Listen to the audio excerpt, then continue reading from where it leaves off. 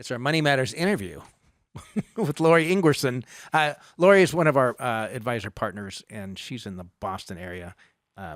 She's a phenomenal advisor and been an advisor for a few decades. Has been on our program at least once, maybe once or twice. Yeah. Laurie, thanks for joining us. Thanks for having me again. I appreciate it. Yeah, and you've been in a CFP for how long?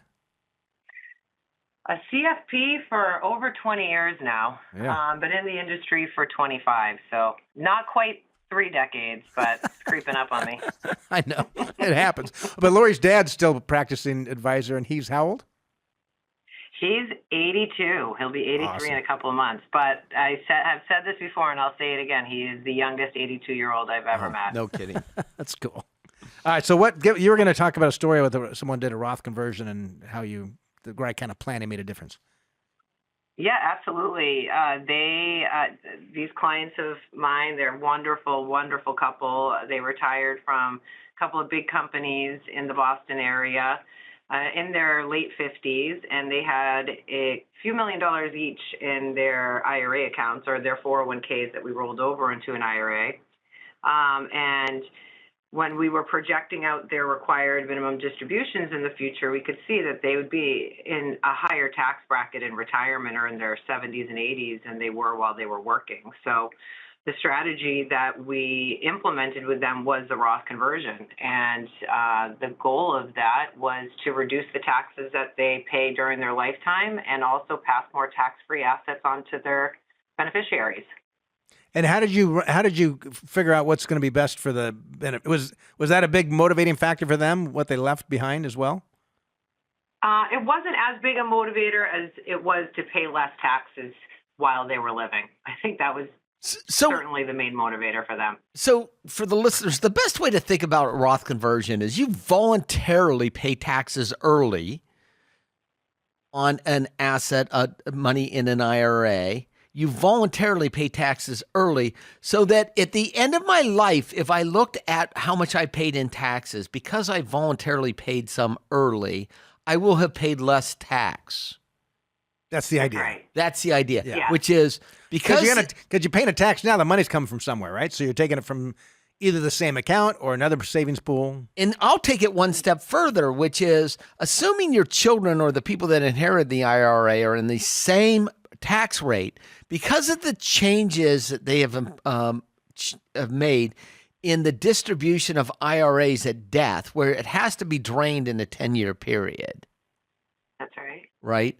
That's right. Absolutely. The Roth conversion becomes even More more valuable. important than it was 2 or 3 years That's ago. correct. Because you can't stretch for it out. Sure. That's Because- why we're seeing this. We're seeing this strategy implemented so much more now after the Secure Act 2.0, because that's what gave us the rule that now the beneficiaries have to deplete that IRA within a 10-year period of time, and most likely they'll be at their highest earning years, Right. if it's for a younger generation. Yeah, so, it's 'cause these this people- strategy. And how much did you have them convert on an annual basis? So we calculated it that for them it made sense to do a couple $100,000 a year, and their estimated tax savings over their lifetime was over $1 million. We're not converting the entire amount, but we are converting a large chunk of both of their IRAs. And where did the money There's come other- from, Laurie? Where did the money come from to pay the taxes on the conversion? So they fortunately had taxable assets, because this strategy doesn't always make as much sense if you don't have That's the right. after-tax dollars. That's to right. pay. So if all your savings is 100% in your retirement account, it's not quite as appealing. That's right. The advantages decline, pretty significantly if you have to pay the taxes from the IRA.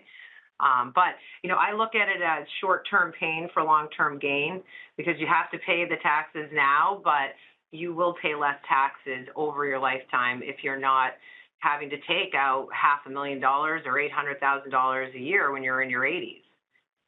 Yeah, I mean, it's funny. You start a career maximizing your 401k, and then suddenly you get to the point like they're in their 50s and like they already have a problem. So this is That's right. Laurie, this is just us talking shop here for a second. Sure. Would it ever make sense to take a distribution from a Roth IRA to make to pay the taxes on a conversion of a Roth IRA? Well, So let's say I had No, 100. because you can take money from the retirement account to pay the taxes. We'd get You to the can. same place. I think that you would. We'd end up at the same place. Yes, and when you make the contribution to the Roth IRA, you do start that 5-year. Now, understand. clock. Yeah. Understand. I was just thinking, well, what if I had a $200,000 Roth IRA that's 10 years old? Hey, Lori, how did you run the numbers on Sorry, this? Scott. Can we change this that's a little bit? hypothetical. No. How did you do the calculations, and who did you collaborate with? So we always collaborate with the CPA because we want to make sure that we're understanding, or we have the whole understanding of the return and how it's going to affect any other tax implications for them.